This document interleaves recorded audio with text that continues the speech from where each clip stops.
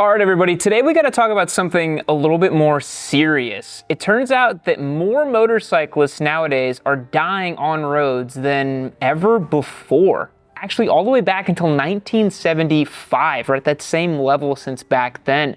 I came across an article, I'll link it down below, that's saying that more and more motorcyclists are dying. So today, I wanted to take a little bit more of a somber tone for today's video, talk about why this is happening, what we can do to prevent it, and just what's going on. Let's get into it. So let's dive into the numbers and find out what exactly is going on. So the National Highway Transportation Safety Administration, the NHTSA, issues motorcycle fatality statistics, and for 2021 they showed 5,932 deaths, the fourth year of consecutive increases. And they noted that the number of deaths in 2021 is the highest number since 1975, like I mentioned at the top of the video.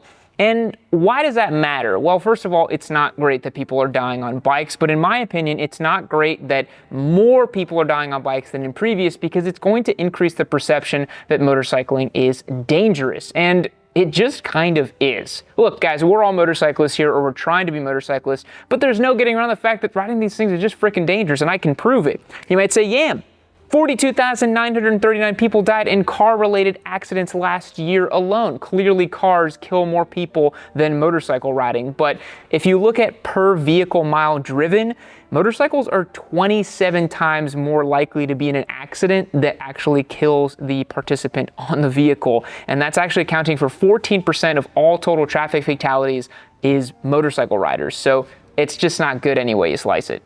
So now you might say, yeah, clearly all these cagers are out there trying to kill us. I've seen so many crazy traffic accident videos. People are texting and driving, and you have autonomous vehicles now driving and trying to kill motorcyclists. They clearly don't see us, but I really don't want to admit this, but it's kind of our fault. Let me explain. If you look at the data, most of these accidents involve alcohol. And guys, riding and drinking really do not go together. It is not a peanut butter and jelly situation there. You never want to have alcohol in your blood system while you're operating a motorcycle, something that takes a ton of physical, tactile, and sensory inputs to operate correctly. So a lot of those accidents are happening because people are involving alcohol. And actually, it's as much as 29% of those 2021 fatalities were due to drinking alcohol.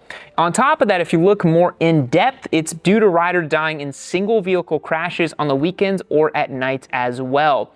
It's pretty common, you have somebody low side or maybe even high side, usually riding by themselves, not coming into contact with another vehicle. So we're kind of killing ourselves, and it's just kind of sad when you think about it.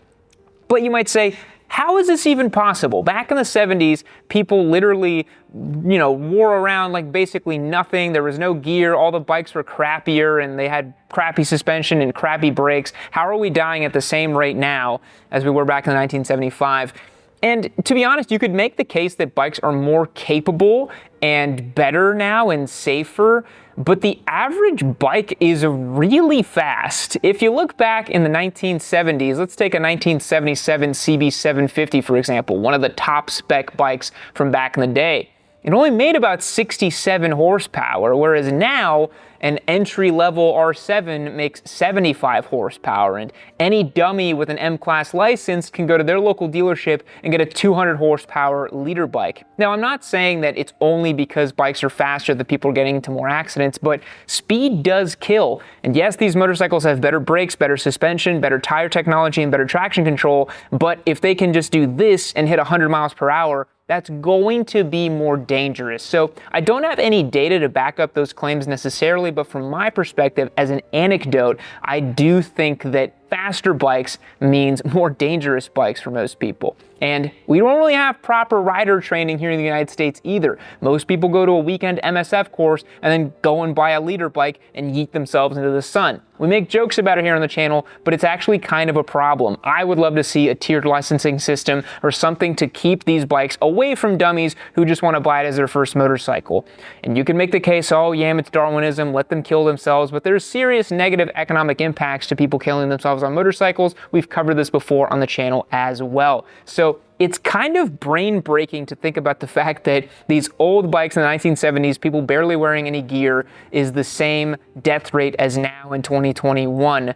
But If you consider that people still don't really wear gear, they still ride with alcohol in their blood system, and the combination of a faster motorcycle now will probably yield more deaths. Another stat I want to throw at you as well is that the average age of a motorcyclist in the United States is 50 years old.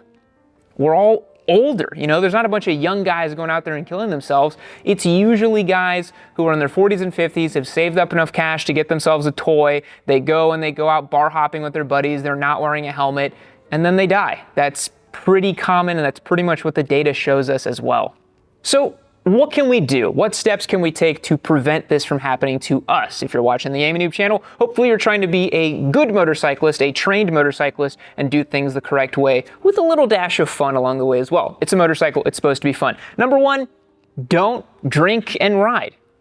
It's that simple. I think that if you're having even a drop of alcohol, leave the bike keys at home. It doesn't really make sense to have a beer, 2 beers, 3 beers, and then jump on a motorcycle, let alone get very intoxicated and jump on a motorcycle. That's going to be the absolute easiest way to control having an accident of this caliber that leads to fatalities.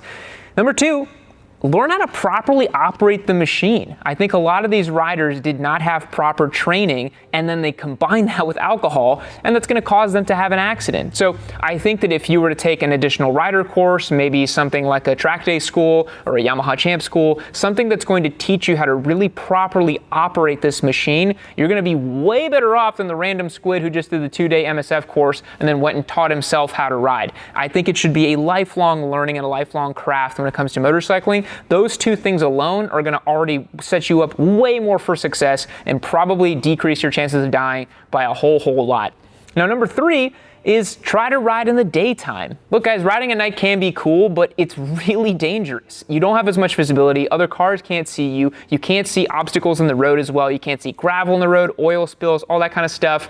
I personally barely ride during at night anymore. And that's a personal choice of mine. And if you want to ride at night, go for it. I'm not going to tell you not to. But I think statistically speaking, if you look at the accidents that we just saw back earlier this video, it's alcohol, it's single rider, it's weekends, and it's nighttime. I think if you ride during the day, you're already setting yourself up for success. Besides, for me personally, it's more fun riding during the day. I can see everything that's going on. I don't really like riding at night. And step 4, obviously, is wearing all of your safety gear. If you're wearing a full face helmet, ECE and DOT rated, that's already gonna put you way above the guy that's riding around without a helmet or with a half helmet. So at the bare minimum, wear a helmet, wear all your jackets, gloves, boots, and all that sort of stuff. You might think that your helmet's the only thing preventing you from a life-threatening injury, but if you get off the bike and you have some sort of contusion or trauma to a major artery or a major limb, you can very easily bleed out on the side of the road. That's a very common way of people dying. It's not always just head trauma. So guys, it's a pretty dark topic we're talking about today, but I wanted to bring it up just because I want to keep you guys more safe and to alert you to the realities of this situation.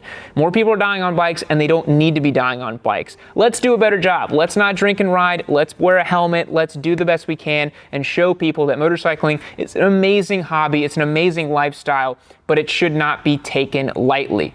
Make sure you wear all your gear, make sure you ride safe, and make sure that you don't drink alcohol when you ride. Thanks so much for tuning into today's video. I hope you enjoyed it. We'll catch you in the next one. See you later. I got a bone to pick with you. You're out there doing all them dang wheelers on your H2s and your Groms and your Hayabusas and all that. That ain't gonna get you nowhere. You gotta take action. You gotta get yourself fixed up. You gotta find Rossi. You gotta find God. Click this video right here over on Yami Noob. You keep watching yourself these videos. You're gonna get fixed. You're gonna get saved. You're gonna get fixed today.